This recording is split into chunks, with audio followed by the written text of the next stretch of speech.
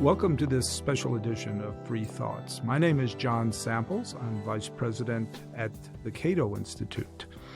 James Madison Jr. was born on March 16th, 1751, 269 years ago. And he was an American statesman and a founding father who served as the fourth president of the United States from 1809 to 1817. He is hailed as the father of the Constitution for his pivotal role in drafting and promoting the United States Constitution. He was a member of the Constitutional Convention and took the notes on its activities that continue to our day to inform, say, the Supreme Court or citizens' interpretation of the Constitution. He also drafted the United States Bill of Rights. His last amendment finally became part of the Constitution on May 7th, 1992. That is when Bill Clinton was running for president after having been rejected in the early 1790s. Madison also co-wrote the Federalist Papers. Federalist 10, among others, is considered one of the major works of political theory that the United States has produced. He co-founded the Democratic-Republican Party, which we can discuss what kind of forerunner it is to one of our parties today. And he served as the fifth United States Secretary of State from 1801 to 1809. Today I will be discussing Madison with Michael B. Levy, who holds a Ph.D. in political theory and who has for more than 30 years worked in and around Congress and also held high executive office. Also, we will be talking with Gene Healy, Vice President at the Cato Institute, who has written widely on executive power, including his book, The Cult of the Presidency, and now writing The Indispensable Remedy, subtitled The Broad Scope of the Constitution's Impeachment Power. Welcome, gentlemen, to the Cato Institute. Mike, Madison was a legislator and a pretty good one. You've had a lot of experience with Congress. What would Madison say about our current Congress and everything that goes with it and what people say about it? Well, he was a politician. He was a theorist. He was a statesman. And he was, of course, a member of the legislature. And I think he would probably, like all legislators, say something different when he needed to say something different. But in general, I think he would say a couple of things, and they may not seem consistent, but I think they are. I think the first thing he would say is, we did a pretty good job in creating a system of separations of powers and checks and balances, and many of the things I was most frightened of, that we would have a demagogue that would arise into power, a sort of a populist monarch. We've solved some of those problems, and on some of those occasions stopped it. We've stopped some of the worst local movements from becoming national movements, and we've done a pretty good job of protecting individual rights, both of property and of religious liberty and of speech. And the Congress has played its role in all of that. I think he would say he's a little surprised that they give away some of their constitutional authority. Perhaps it would be an interesting thing to look at war powers. But as I said, he's a statesman, and he spent a lot of time in his life seeing erosions of that even in his own lifetime, and then participating in it to some extent when in the War of 1812.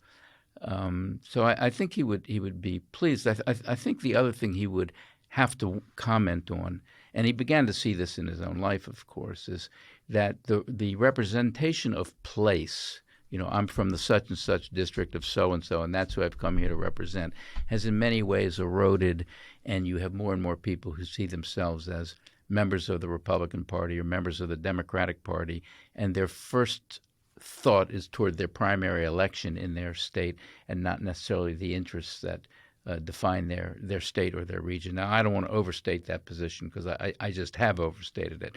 But I think while he did see the evolution of parties and himself was instrumental, as you said, in founding one of the parties, I think he would probably be a little, if not surprised, I think he would be a little at least cognizant of the fact that what he describes in the Federalist Papers and what actually goes on a day-to-day basis in the contemporary Congress are a little bit different.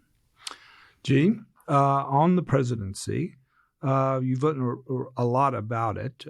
What do you think Madison would think about the presidency? I remember what Mike just said reminded me one time you said to me, we would go and talk to members, or Gene would give testimony about the war powers. And I remember Gene saying, it's so weird. We always have to go up there trying to get them to do their job that's clear and try to get them to exercise their power. They're like Madison expected them to be, that wasn't going to be a problem, exercising power. The problem was stopping them from doing that, right?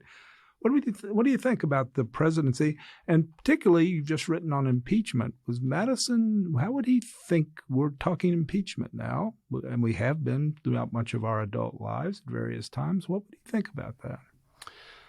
Well, Madison was concerned that the legislature was where the danger was, principally, drawing all power into its impetuous vortex, which seems kind of quaint today.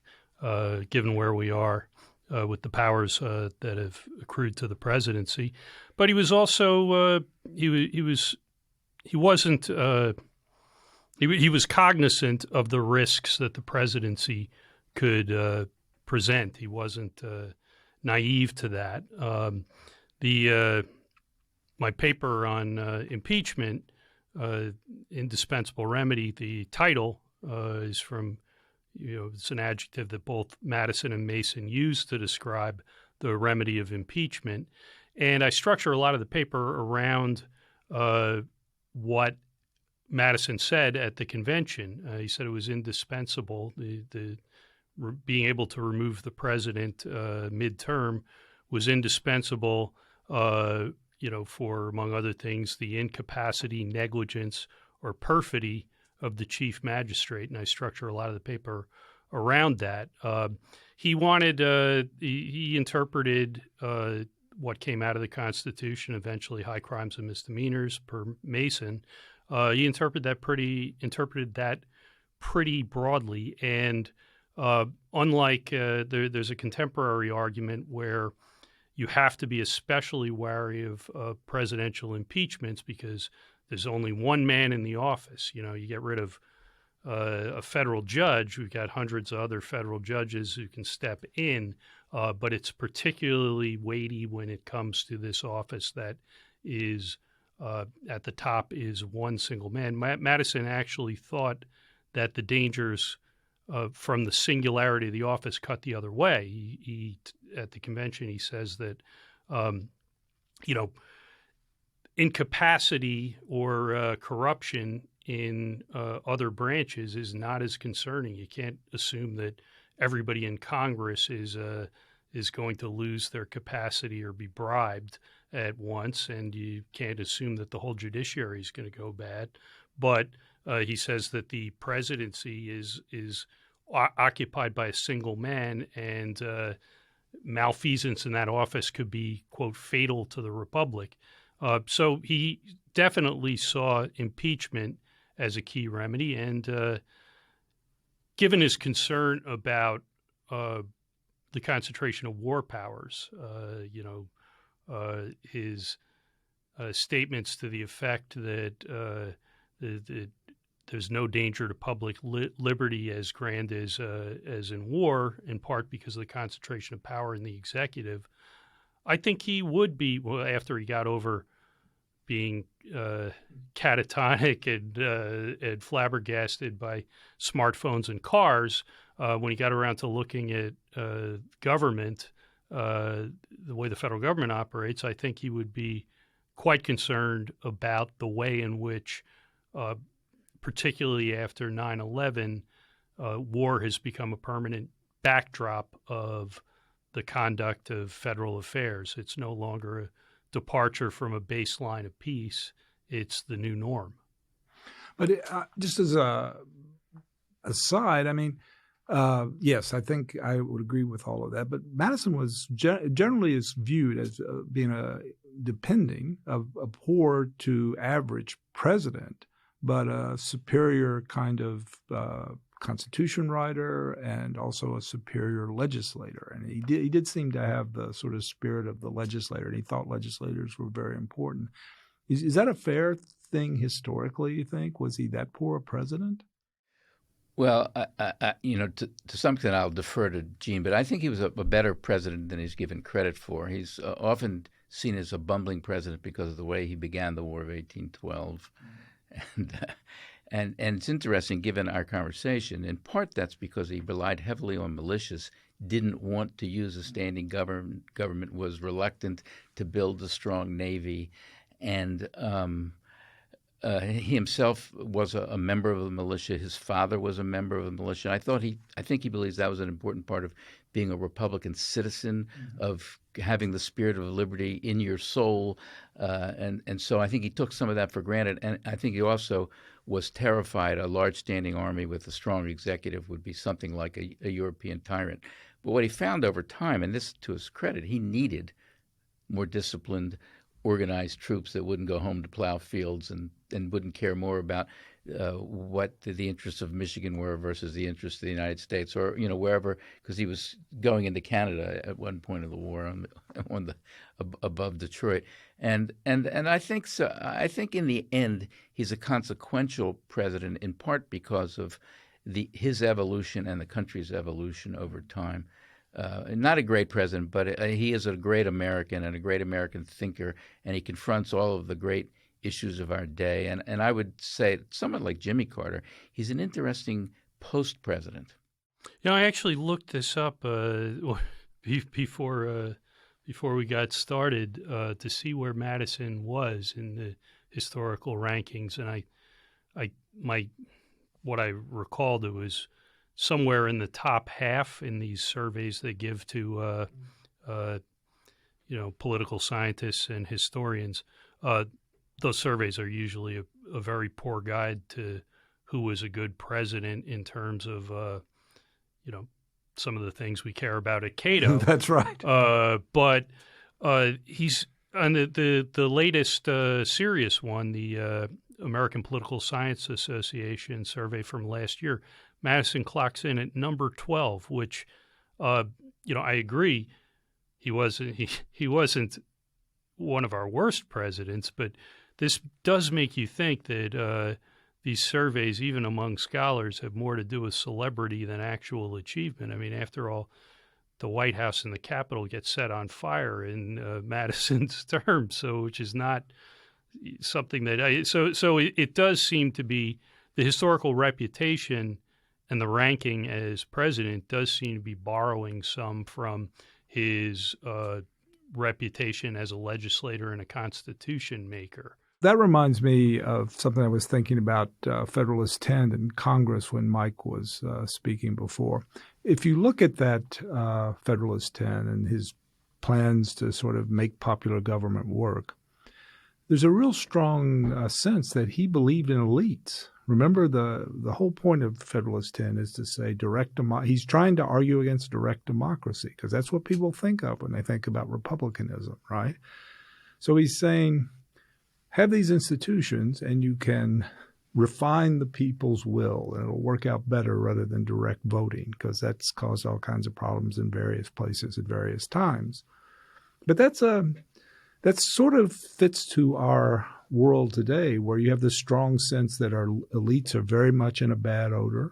They've caused all the problems. And the Madisonian ideal that they could somehow be anything other than the enemy of the people is really kind of out of our attention at this point. It's something people aren't really buying, right? But Madison, it's very much the representative and the person in Congress, or any kind of indirect voting. He approves of all these kinds of indirect voting. He says electing the president is an indirect vote, and that's a good thing, right? So in a sense, isn't Madison a man of another era? You could say pre-Andrew Jackson, or you could say, he's like a founding father. They were too elitist. We've become a different country now. What do you think? Well, you could say that. You could say anything, Mike. That's true. And you would be right to some extent. He was not a thoroughgoing egalitarian. He wouldn't satisfy certain people's standards without a doubt. But the fact of the matter is that I think Madison trusts nobody. It's not that he trusts elites and he distrusts masses. He trusts nobody. He's afraid that an undifferentiated mass will be occasionally mob-like and will want to take the property and just deserts of hardworking people and destroy them. And in Federalist 10, he talks about one of the examples is a rage for paper money. He's terrified of that. He's seen it already during the Articles of Confederation. He believes that if you give too much power and authority to the wealthy, they will abuse people who don't have property or who have little bits of property. If you give too much power to the landed, they'll abuse people who are moving into the commercial areas. So I think he is, in many ways, a pre-Jacksonian who over time, later in life, becomes much more of a Jacksonian. By that I mean he's quite interested in expanding the suffrage and of getting people who have little bits of property the right to vote, at least to vote for the House of Representatives or to vote for the legislative bodies in their states, and ultimately to get as broad a suffrage as he thinks is plausible. So he toys actually with universal manhood suffrage later in his life. At the convention, his notes suggest that he's more interested in that for the states than he is for the House of Representatives. But even in the House of Representatives, he's very interested in a very broad suffrage, and he thinks if you have a small bit of property, that will qualify you for that vote. And so he has sort of we talk about a system of checks and balance and separation of powers, but I think he also has a system of maybe filtration where you sort of, as you go up and up and up, the masses speak one way, and then indirect voting sort of they cool the saucer that cools the cup kind of thing that you hear often described for the Senate. So I think Madison is in many ways trying to take the mixed government of the British, the monarchy, the aristocracy, and the commons, and the commons, remember, don't have anything close to universal manhood suffrage, and to make that a more egalitarian version in the United States with no hereditary power.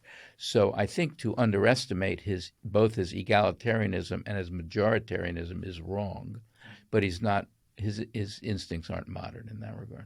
Well, this reminds me of something I was reading for this in Federalist 39, to go back to the impeachment. He really treats impeachment in Federalist 39 as a kind of Republican institution in that it holds office holders accountable. So there's nothing of him, to go to your point, is the president is this person that is free and able to carry out whatever some great good is, right?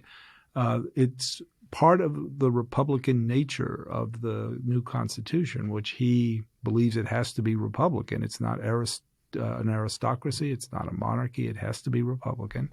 The impeachment is part of that, and he's keen to show that, the new government is going to do better than actually the states do, because some of the states don't have means of impeaching their governors. So I think that goes to that question. Yeah, he's trying to figure out how you can have sort of an important role for elites that make things better, though. And so maybe it's the difference between now this general view that elites always make things a lot worse, right? And his view that it could be different. You could actually he's an institutionalist. You design the system so people's incentives lead you to good conclusions. I think that's his goal. I mean, he talks about ambition counteracting ambition. He doesn't talk about virtue and enlightenment, even though he does elsewhere talk about those things a little bit, and I'm sure you want to talk about that.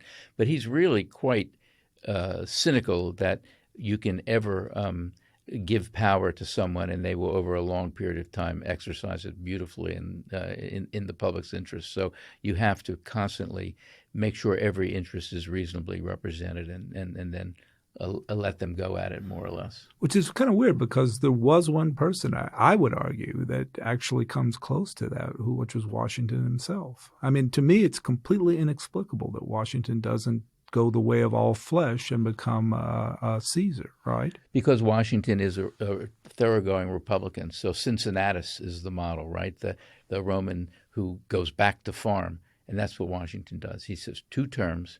It's not in the Constitution. It doesn't come until amendment form much, much later, and after Franklin Roosevelt and after Harry Truman. So he voluntarily leaves, and he sets the precedent that this is a rotating office in essence, and he does so because of his Republican values and his sense of civic virtue. So that's the part about impeachment and the Republicanism. Is that your sense too, Gene, that that's basically pretty important for him? It's part of the Republican nature of the institution, which would really, I mean, we're sort of treating it like we've got to kind of like a special move we've got to make to go outside the Constitution. And the idea in Federalist Paper 39 seems to be, oh, this is part of the story. This is part of the way you constrain rulers, and it's also the part of the way you have popular government. Yeah, the framers, Madison included, were not nearly as angsty about the possibility of impeachment as we've grown over the years. Ironically, as the presidency has become more and more powerful, we've sort of enshrined it with more and more protections, including this cultural superstition surrounding impeachment, that it's a patricide, it's just one of the most awful and soul-wrenching things you can engage in. They didn't want it used cavalierly, but Madison often gets cited, the exchange he has with Mason, that the constitutional language in Article 2, Section 4, high crimes and misdemeanors, comes out. Madison gets cited because of this exchange where he objected to Mason's addition of maladministration to the proposed causes of impeachment. Madison gets cited as somebody who's an impeachment skeptic, and I think that's wrong. Both at the convention and later on in the first Congress, when there's a historic debate about the removal power. Should the president only be able to remove cabinet officers by the same means with which they're appointed, or should he be able to just fire a cabinet officer? During that debate, the objection is raised, well, what if the president goes around getting rid of good people and, just wantonly? And Madison says, well, if he does that, he could be impeached for such an act of maladministration, the wanton removal of meritorious officers. So that's a pretty broad view of the impeachment power. He fires somebody that's good, he can be turfed out. There's another aspect of this, which is, I think of Madison, I think of the legislator and the Constitution person. But, well, by the way, a brilliant sort of guy, right? 3 years before the Constitution, he sees it coming. He goes and studies, gets ready for it. He gets there early. It's like total strategic genius, right? I'm going to become famous here, folks. I see my option. But, he was a legislator, and I think he expected, and many of them expected from Congress, that these guys would be, they would have a sense of the congressional role and Congress's place, and it might actually be the dominant role. They might feel themselves that way. And the thing I notice is, take the Libya thing that Gene and I talked a lot about at the time, is that, and the War Powers Resolution. You talk about it in the Obama administration. In the Obama administration, but you could talk about any number of these kinds of things in the last 50 years or so. You don't sense this business about ambition being against ambition, branch against branch, and fighting it out. You sense that Congress doesn't have members of Congress don't have a strong view of themselves as I'm a member of Congress, and damn it, I'm not going to put up with this. You have a sense that that's too much responsibility. What do you think about it? Is this wrong, or do you think they have a... Well, I think you're partially right. I think, without a doubt, they often want to get it off their hands, and they'd rather the executive do it. You really saw that during the debate over whether we should intervene in Syria or not. The Congress was like, I don't want to do this. You guys are, and they would just go and engage in demagogic speeches on all sides and talk about Benghazi or something rather than confront what was their responsibility. Mm-hmm. But it's interesting, as over time there is an evolution of the president's war-making powers. And I would add that there's an evolution of when wars end and when there is peace. But Madison saw it in his own time. So, Jefferson takes on the Barbary power, the pirates. Yeah. And that's the precedent that's used by Truman in Korea to call it a police action and avoid a declaration. And Congress does step in and create the War Powers Act. And the War Powers Act purposefully gives the president a certain amount of time, because unlike in Madison or Jefferson's time or Washington's time, we don't have a buffer of oceans against powerful countries. We have troops in Europe. We have troops that we have to get to the Far East. We have emergency things in Taiwan and places like that. During you're saying we have an empire. We're saying we have an empire. Well, we have far-flung interests. We might argue it's an empire. We might argue that we're defending freedom everywhere. Maybe both, but whatever it is. You don't have necessarily a week to debate these things sometimes. And more importantly, perhaps, your adversaries have to know that you can react immediately, that if a tripwire hits in Europe against NATO, we're automatically in. If there's a tripwire in the Straits of Taiwan, we're automatically in. And that may help keep the peace. So regardless of whether you think that's a good idea or a bad idea, Congress itself is now evolving to a different situation. And perhaps the analogy of their time was, how do you respond to Indians? Because we were in a long, many hundreds-year war against Indians, and we don't like to describe it that way because Native Americans are our citizens. But at the time, it wasn't viewed that way, and they weren't citizens. And we were, at the time of the Constitution, there were Indian wars being fought on southern borders and western borders. So I think that was usually responded to by local militias rather than the federal government. So the federal government has to all of a sudden deal with, over time, the fact that we have shrinking protection from the oceans. And I think these are decisions that are made over a long period of time. The erosion is not immediate. I mean, Gene knows this stuff much better than I do, so I would defer to him. But I do think that it's not illogical. But what happens, if you're not an active citizen, you're a weak citizen, Congress has lost its chops. There's been a movement, a much stronger movement away from Congress and away from the states than Madison would have expected, and toward the courts and toward. But I would, go on. I don't want to get too deep in the weeds and too far from Madison, but that's not how I read the War Powers Resolution. I mean, it has been used on occasion to make the claim that it gives the president a 60-day pass to wage war. That's not even what the Office of Legal Counsel has said in supporting presidential wars. And the resolution itself, I'm sure, like anything with legislative history, people had different intentions and goals in voting for it. But the resolution itself may have been a mistake because it sets up that claim, but it specifically says it doesn't give the president any power he doesn't already have by Constitution or statute, and it lists the causes for waging war without Congress, and they're pretty limited. So the idea that the War Powers Resolution was in essence designed to empower Panamas and Libyas and Kosovos, I don't think is consistent with the text. But I think it does point up how, in many ways, at least in the 20th and 21st century, what Madison envisioned as sort of a self-executing architecture where the interests of the man are connected to the constitutional rights of the place, and everybody in each branch has the incentive to you're not depending on their goodwill. They have an incentive to guard their turf from encroachments by the other branches.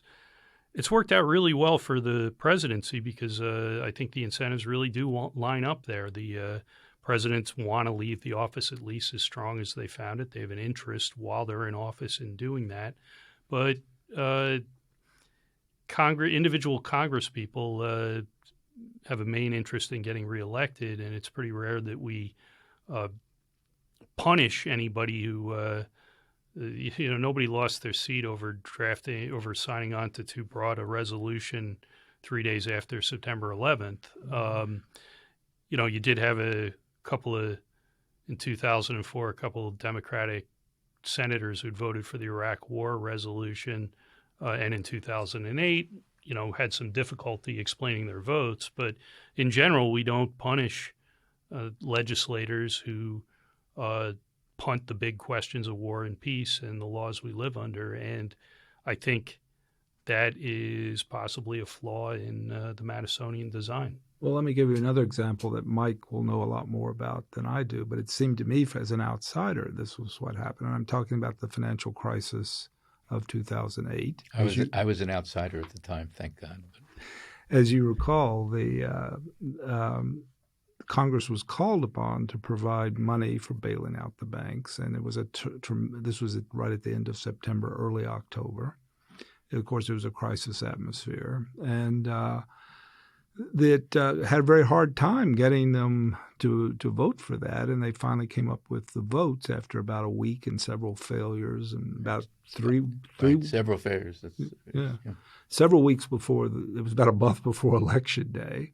But what they ultimately ended up with beyond that was, they delegated a lot of authority. A lot of it was to the Fed and I was stunned in reading it back as you went on down through November and December to find that members of Congress were actually ended up kind of playing lobbyists, trying to affect the distribution of the money with the Treasury rather than acting as people who were appropriators and taking responsibility for that. And so you had this sort of flipping of the responsibilities where Treasury, including Bernanke and Treasury Secretary, were willing to take the responsibility, but they also took the power too. And it had this sort of basic congressional power of appropriation had been given away, kind of delegated, and then they came back and you run on saying, well, I got so much money to bail out the banks in my district, which was kind of a lobbyist for your district with a third branch of government. It seemed like,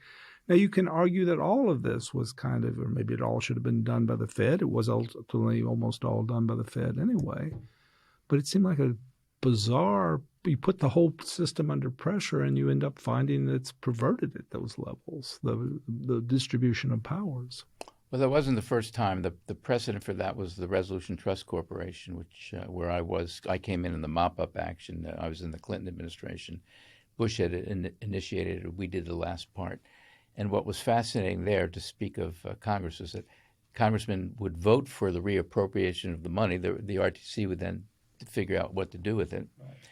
But once banks or savings and loans, in this case, went under resolution in specific districts, the members would vote against it the next time. And you'd say, but Congressman, you voted, we still have a third of the job left to do, and you voted for it last time. Why are you voting against it now? I said, well, that was then, and this is now, and the banks in my district have gone under resolution, and it's politically unpopular, so now I'm going to vote against it.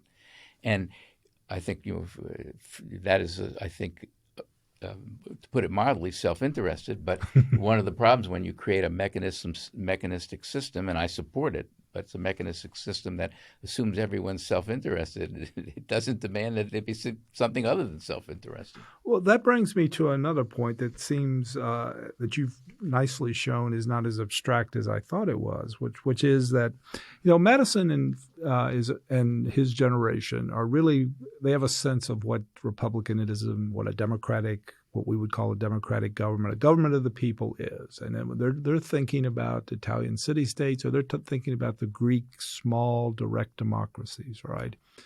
And they're also thinking that one of those attributes of those early democracies is that, Aristotle and to a certain extent Plato is telling you for people to make this work, there's got to be a lot of civic virtue. These people have to be restrained, or they have to be devoted to the common good, or various kinds of ideas like this, right?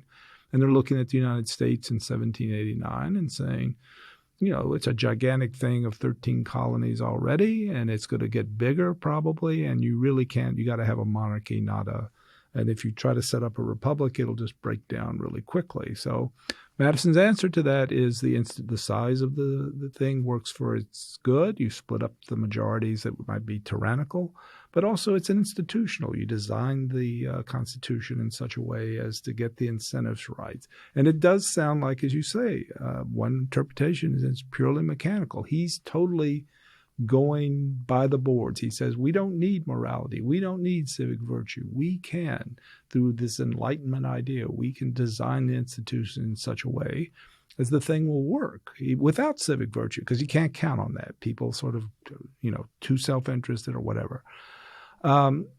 Is that true about Madison? Is he saying sort of like people are devils, but look, you could get the institutions in such a way that you'll end up not only raising GNP and greed is good in that sense, and then on the other side, it's okay also in politics. Is that his position? And is it actually a false position? You need some kind of civic virtue from folks. So I don't think it's his position. I think his position is probably a little closer to what I think is the right position on this question. But Madison, without a doubt, is not obsessed with virtue. Typically, theorists of republicanism, even in the early republic, Gordon Wood wrote a wonderful book called The Creation of the American Republic, and he has a whole chapter on Christian Sparta. And he talks about the ideal of having a small, Spartan-like city-state of religious people and so on and so forth. Madison knows that literature. He knows that the ideal is the yeoman farmer and the who farms his own land. It's a he. He has a family, but it's the male head of household. He participates in the militia. He gives himself over to the common good as a citizen in local government, and he learns public spiritedness through that. And Madison realizes a couple of things. First of all, it doesn't always work that way. He's now been around government too long. And he sees that, in fact, in smaller republics, the states, you can have factions that come to power very quickly and are very destructive. In addition to that, and this is an interesting thing about Madison that's not talked about much, Madison lives in a county where there are a lot of Baptists. And he always gets the Baptist vote. So he becomes a huge defender of separation of church and state in some broad sense, at least freedom of religion, and against the establishment church as a monopoly church. And in addition to that, he's read Montesquieu, who's spent a lot of time talking about these issues. Montesquieu grapples with what is the commercial republic as opposed to the agricultural republic. He's been to Princeton. He studied with Witherspoon, who's a student of Adam Smith. So he knows that we are dramatically changing as a civilization and a society, and we're moving toward a commercial republic, which is going to multiply interests. Everybody's not going to be a farmer with the same crop. So we're going to have multiple competing interests. So the stuff of our republic is going to be different. And so it's not that we don't need people who are public spirited. You used the example of Washington. Who could be better? It's not that wise men aren't important. It's not that we don't want to cull out sort of nature's aristocrats and as much as possible use them in government because they'll be other interested and care about the common good. It's that we can't depend on that always being what governs us, and a dependence on that, and a dependence only on if something like socialization or education or character building would be a huge mistake. We would lose the republic before we got very far along. So there's a quote here that I came across again that was, this is from the Federalist in 1788. Madison writes, there is a degree of depravity in mankind which requires a certain degree of circumspection and distrust. So there are also other qualities in human nature which justify a certain portion of esteem and confidence. Republican government presupposes the existence of these qualities, that is, the virtuous qualities, in higher degree than any other form. And then he goes on to say if you did not have this virtue among men, they could not have self-government. There has to be some level. So he's not a complete cynic or a Hobbesian that's working. He sees both sides here, and I think that's sort of what makes him kind of less of a famous political theorist. Famous political theorists usually take one side of it and put Hobbes, for example, or somebody else more altruistic, right? Well, they're the easiest ones to teach in political theory class. That's why they win. But I think Madison tries very hard to say what is Republican self-government. It does, over the long haul, require public spiritedness, but you can't depend on it, and you're going to have times when it's incredibly threatened, and you need to have a lot of these mechanisms that take the stuff of the polity, which is self-interested individuals, for granted and create enough mechanisms to control for them. Let's stay on this and go to our day once again, which is this, and this comes into Gene's area. There were a lot of conservatives, or maybe not a lot, but a few conservatives when Donald Trump it became clear that he was going to win the nomination. They revolted. And part of the revolt was on this issue, right? That, we've been running around talking about virtue and statesmanship for quite a while now. And this guy's the exact opposite of that. That was their argument. And so he's not really a conservative in that sense. And we, having made our position, can't support him. And they did that with the expectation that the Republican primary voters felt similar or had bought those arguments in the past. That is, it was an argument about a certain sense of virtue, maybe even more, maybe a Christian Spartan version in some versions, but it was certainly something like that. And the response that came back, including some from some conservatives, was, yeah, don't worry about that. Virtue is not the whole thing. This guy is basically, he can win. He's not the other candidate. And if he wins, we can hold him to the abortion decision, or we can hold him, or the abortion position, or we can hold him to appoint people to the court that would be good people for the court. So it was kind of, instead of electing the man who's going to have a lot of discretion and needs to be virtuous, is an idea that, well, he's better than the other choice because the other choice is horrible, and we can hold him to it. We don't need virtue in him. We can need incentives. We can incentivize him properly, right? Is that correct, or am I off track here? I was just thinking of one of Madison's predictions that didn't work out, as well as some of the others from Federalist 10, that an extended republic would make it difficult for unworthy candidates to practice with success the vicious arts by which elections are too often carried. So I don't know if that holds true today. Trump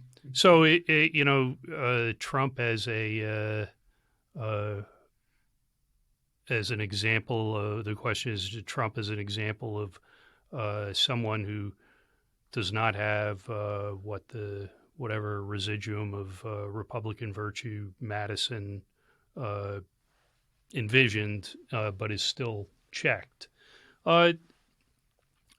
To a certain extent, things could be a lot worse than they are. You do see. You do see some serious pushback from various institutions to any attempts that Trump has made to expand the powers of the presidency. I'd say surprisingly there haven't been as many attempts as you would expect from the rhetoric. The rhetoric is very imperial.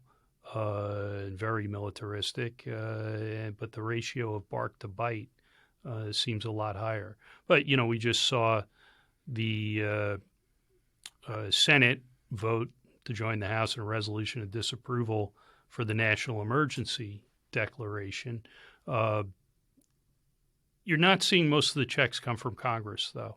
To a certain extent, you're seeing them come within the federal bureaucracy itself. In another place, you're seeing them come from the judiciary.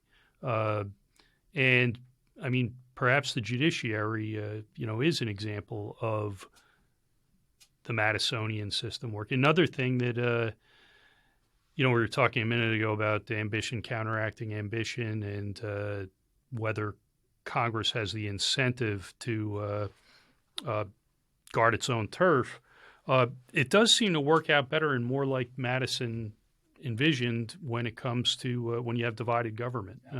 So you see now with the Democratic House, you're seeing a lot more investigations. You're seeing a lot more supervising of and oversight of the executive branch, and the faction which he, for good reasons, distrusted, was not happy to see develop, even though he played a role in it.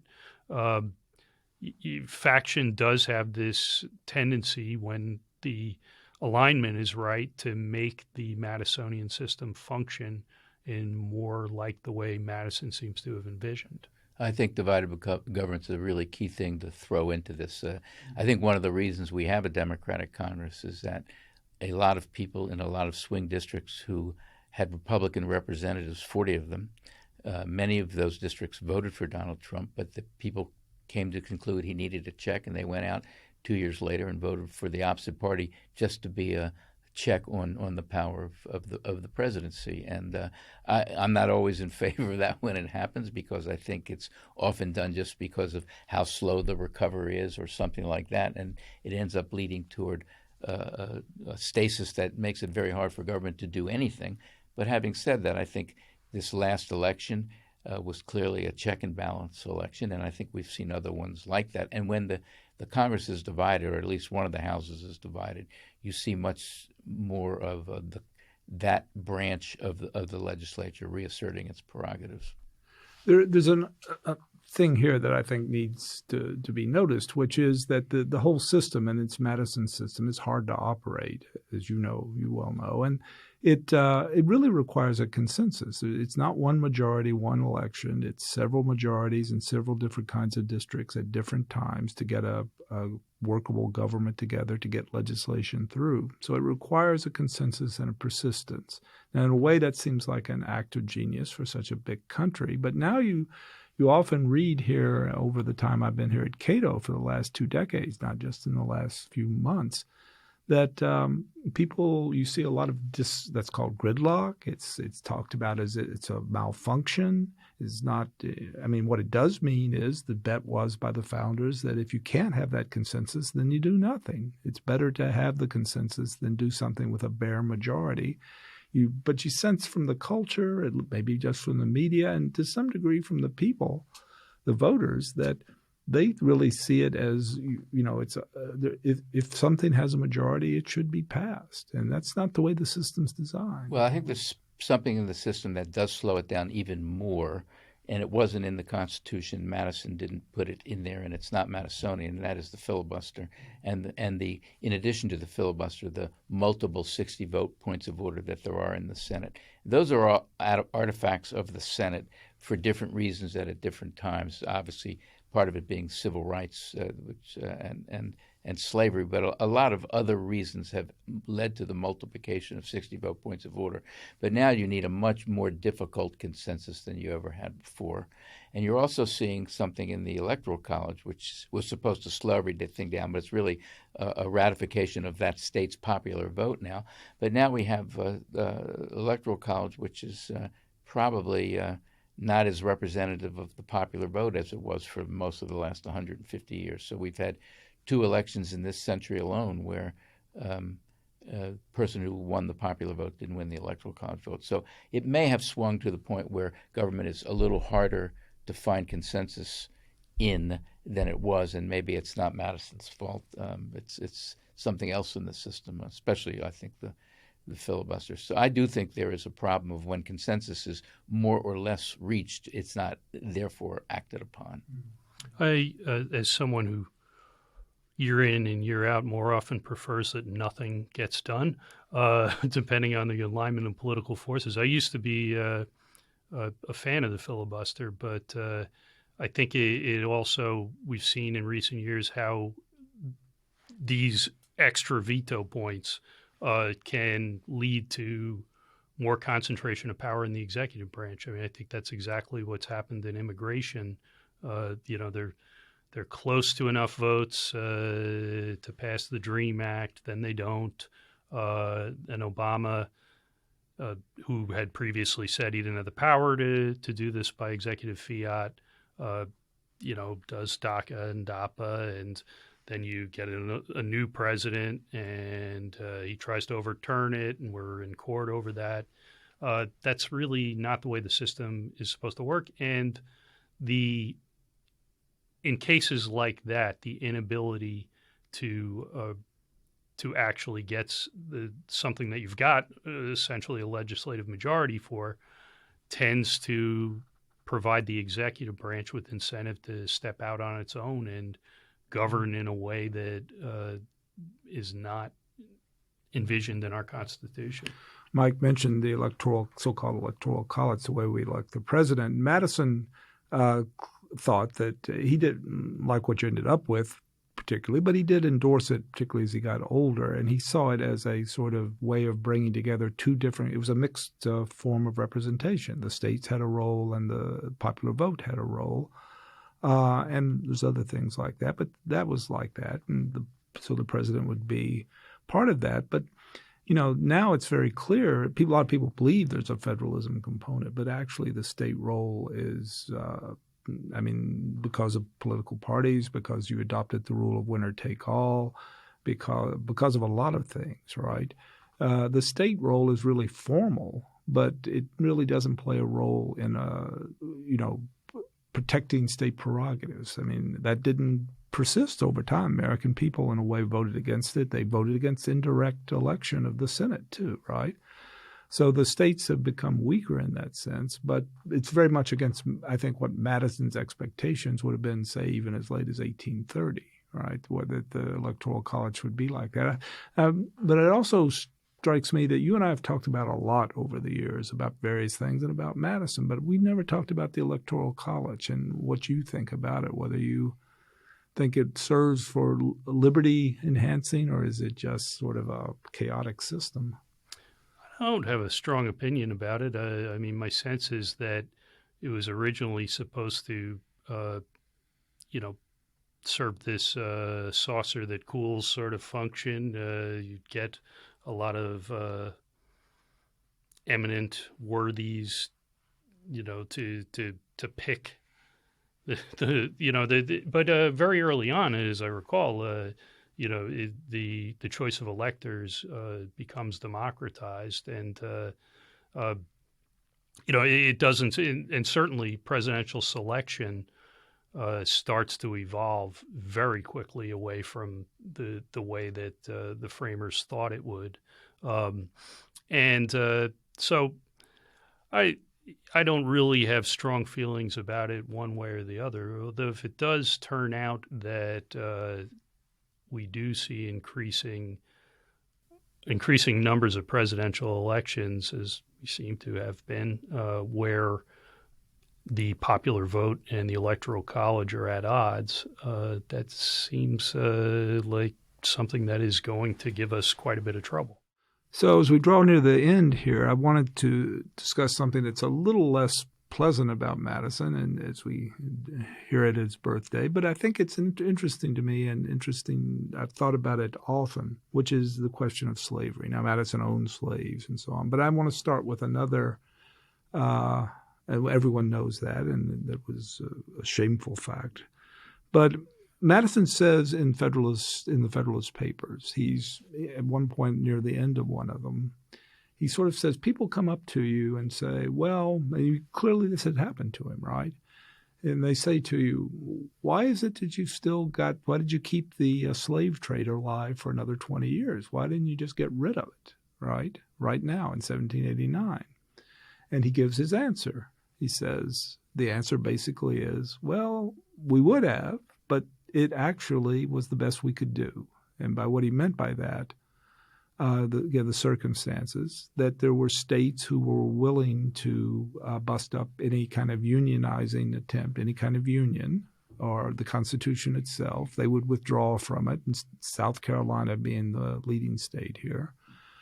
And in essence, we chose that they had a veto on us, and we negotiated these constraints on it. They couldn't have it in perpetuity, but that's what happened. It was a deal. So this is Madison, the deal maker, justifying the deal. The next alternative is a really bad alternative, apparently, that the union doesn't exist.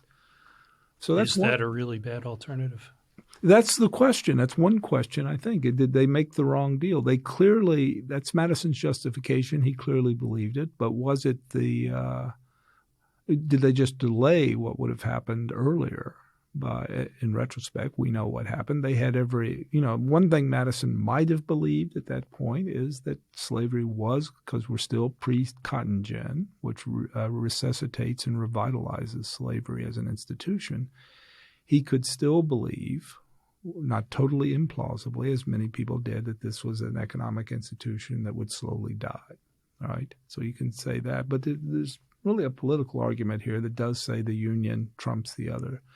The other is how, this man was at the beginning I talked about his achievements. This man was really a high achievement person. He was part of a lot of things, and he came up with interesting ideas.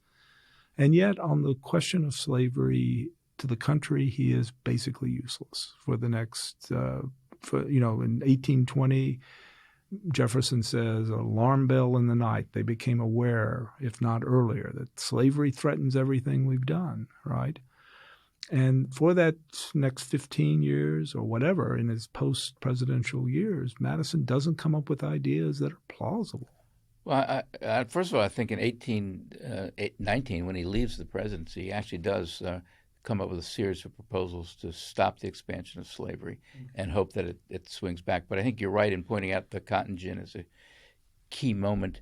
And at the time of the founding, Madison, Jefferson, Washington, they all know this is something that's completely at odds with what they've been arguing for. They know it's wrong. We have myriad quotes and discussions of it. There's a heated discussion in the Continental Congress itself, or in the Constitutional Convention itself, about this. Luther Martin of Maryland, calls it an odious sin. And then John Rutledge of South Carolina and others. South Carolina and Georgia really leads the fight. What's interesting about Virginia and Maryland is that the tobacco industry is sort of going down, and all of a sudden the economics of slavery seems to be less exciting. And so you have the two things happening at once. One, people saying, I'd be better off with just paid wage workers. I think it's a bad idea. And then a bunch of other people saying, this is wrong. I had no idea it was wrong. I spent my life taking it for granted. It's completely at odds with the revolution. George Washington makes sure that all of his slaves are freed when he dies, because this is something that's untenable. Jefferson, Madison, they all have debts. So even when they know it's wrong in their personal lives, they sell slaves in order to get money. I mean, it's really tawdry and disgraceful. But he has a very close relationship with a couple of slaves, and he gives them a lot of authority on his plantation, and he treats them similar to white overseers. So he knows they're human beings, and that's a critical point. And when he discusses the 3/5 rule, he talks about them. Well, it's because they are human beings, but they're like property, but they're not like property that's inanimate or animals. So he knows this is completely and totally wrong, but it's the deal. The 3/5 rule is the deal. They can't get a union. They think there are people who believe that the Indian Wars were so difficult on the South Carolina and Georgia borders that they could have gotten South Carolina and Georgia to come along. But I think it's an open question, Gene. Would have been better. We would have had 13 fractious, nation states at each other's throats, and who knows? It wouldn't have gotten rid of slavery in the South. So. And even remember, there was slavery in the North. Mm-hmm. So the other thing about Madison is he's very attracted to the idea of gradually moving toward emancipation and then exporting a lot of people to Africa. Yes, African colonization. The African colonization movement. He is, and so this is the American original sin. It's a nightmare. One last thing I think worth talking about, Sean Wilentz has a whole book on this subject, just came out. He works very hard to make sure there's no phrase in the Constitution that legitimates property in man. Mm-hmm. So he talks about people who are in labor relationships or periods of servitude or whatever, so that it could include a variety of different indentured servitude or slavery, but he doesn't talk about property in man. And that becomes important for later generations to hold on to as the abolition movement fights slavery. But I think your point is a good one about Madison, and obviously he didn't act as we wish he didn't come up with any great ideas. But to me, part of the story of America is Dred Scott versus Sanford. Chief Justice Taney in there ascribes a number of different points of view about slaves and about slavery to the founding generation, because he's sort of interpreting the Constitution. And basically one of the claims is that the founders thought these people were animals that had no more claim to rights than anyone. They had no rights you had to respect, in that infamous phrase. And if we see Madison as you've described it, and I think that's correct, it's not great, but Taney is wrong about it. It's wrong about the father of the Constitution, right? Well, there is a fugitive slave clause in the Constitution, and there's a Fugitive Slave Act that passed in 1850, I think. You guys would know better than I. It's not my area. And Tony's rhetoric is disgraceful. Yes. And shocking, shocking to the current students. And he's the nation's first Catholic justice, so it's really very sad in that regard. A great hero in Maryland because of that, which was a Catholic colony, but it's really quite disgraceful. His rhetoric went way beyond the reality, and I guess it's just simply fair to say that the founders were not monolithic on this subject, and it wasn't just divided north and south. And there was a real opening for an abolition movement at the time of the Revolution before the cotton gin. Once the cotton gin comes into place, the value of slavery is too great, and the states that from where it's no value, the sale of their slaves, of their enslaved people, right? These are human beings that are enslaved and they're treated like commodities, and it's a terrible stain on our society. And the cotton gin takes the interest part out of the equation, changes it dramatically. So they missed the opportunity. So let's finish up with one last question. So it's 268 years ago he was born, and his birthday is here in March. Do we, each of you, do we appreciate Madison enough, or is he a founder that is overlooked too often? Do we, we're doing our part here with a podcast, but do you think he has enough attention, enough fame now? Gene? Well, he doesn't have his own Broadway musical. That's true. He got the library too. Yeah. No, I think Madison gets a lot of well-deserved attention. I mean, he's somebody that we devote a lot of thought to. I think, we should also feel free to criticize his handiwork. Too often people, I think, he's that line, is it in Federalist 10? I can't remember, about veneration, blind veneration of antiquity. I think sometimes we put him on a pedestal and we take for granted that our Constitution is working as it should, and everything about it was a brilliant design. And I think there are reasons to question that, and not to add a note of negativity on Madison's birthday. To end on a positive note, I did say that he wasn't a terrific president. There's at least one exception to that. He, in the midst of a war that is on American soil, that involves the burning of the White House, the Capitol, much of Washington, D.C., the historical record of him violating civil liberties, his record is pretty clean as far as that goes. There were a number of cases. This came up in some of our enemy combatant cases. This is in one of Justice Scalia's opinions, dissenting in the Hamdi case about whether you can hold an American citizen as an enemy combatant. And Scalia says you can't. This is the worst power an executive can have.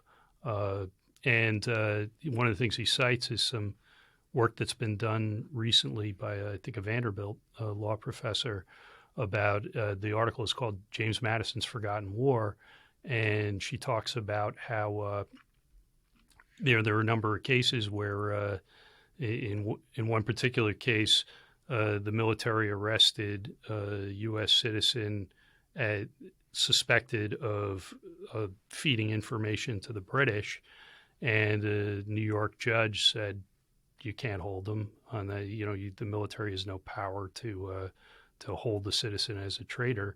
They order him released, and Madison follows the order. So for a war that we probably shouldn't have fought, and that was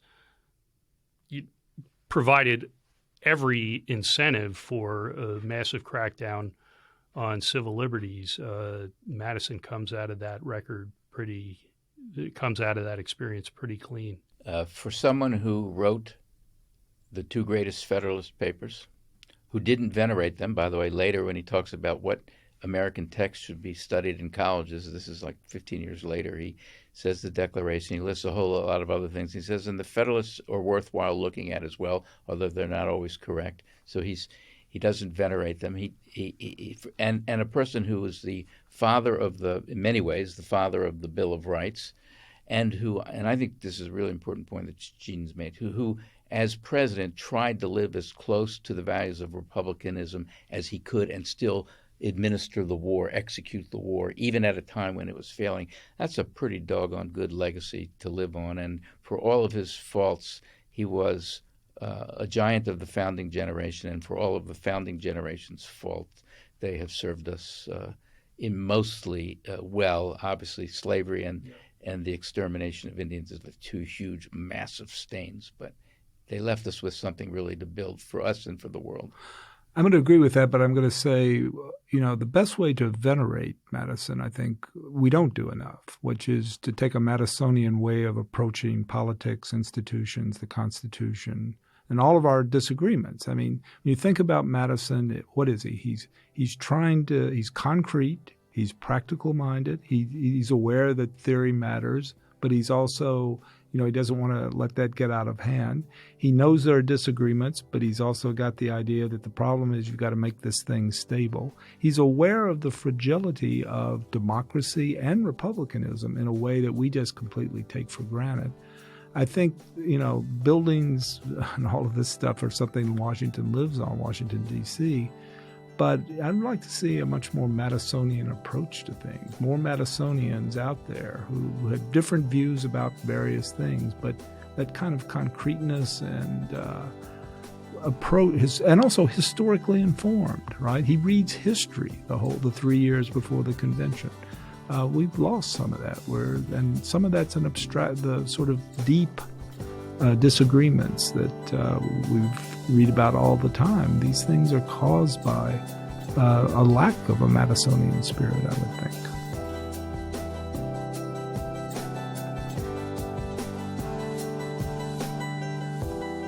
Thanks for listening. Free Thoughts is produced by Tess Terrible. If you enjoy Free Thoughts, please subscribe to us on iTunes or wherever you get your podcasts. If you'd like to learn more about libertarianism, visit us on the web at www.libertarianism.org.